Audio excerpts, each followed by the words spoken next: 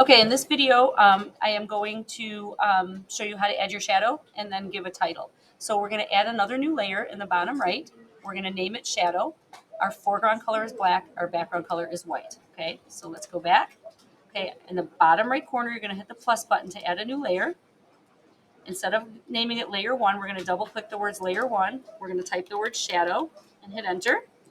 And then we're going to make sure our foreground color is black and our background color is white. So black for the foreground, white for the background.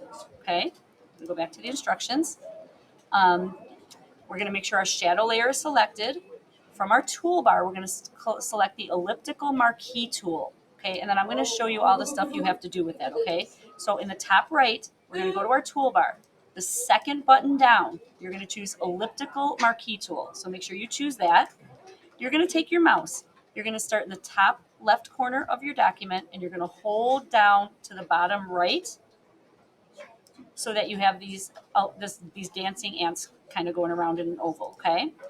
So we did that. From our top drop-down menu, we're going to go to Select. We're going to do Transform Selection, and we're going to turn it 45 degrees. And then we're going to click the check mark to OK it.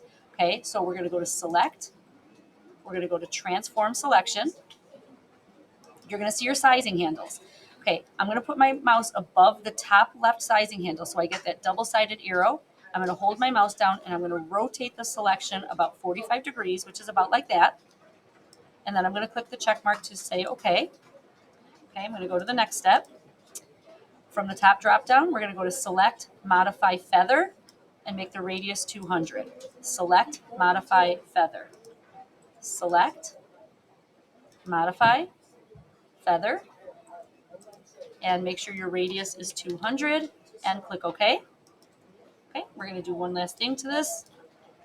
From the top drop down, we're going to go to Select Inverse, and then we're going to hold Alt Delete on our keyboard. Okay, so Select Inverse. I want you to hold your Alt key. While you're holding Alt, press Delete. You're going to get those cool black shadows, and then do Control D to deselect. So you have this effect right here. Okay, and that's the shadow part. Now we're going to move and add a title. So we're going to click the text tool. I put type. We're going to click the text tool. We're going to do Align Right. And then I said to make your color a deep red, and then I gave you the number of the color I used. Choose a scary font. I used Chiller, and then I used 175. So I'm going to go back. We're going to click the text tool on our toolbar. I'm going to hold my mouse down and draw a text box.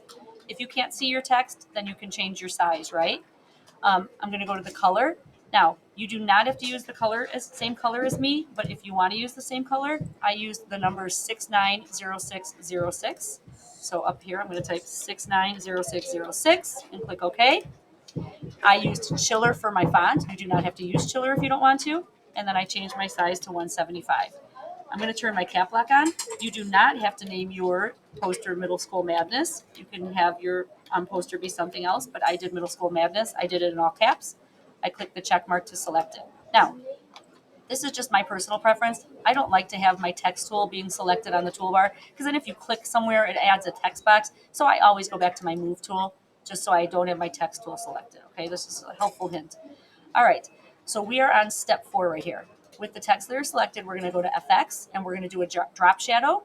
Make sure your blend mode is normal, your color is black, and then you can adjust to your liking. And we're also going to add a dark red inner glow. So bottom right corner with your text. Oh, you know what? Let me just make sure I didn't miss a step here.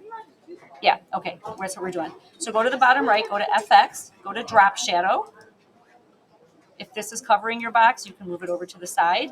Make sure your blend mode is set to normal. Make sure your color is set to black. And then I already have mine set. You can kind of see my black shadow behind it. Adjust your opacity, your distance, your spread, your size. Before you close this, click Inner Glow here on the left.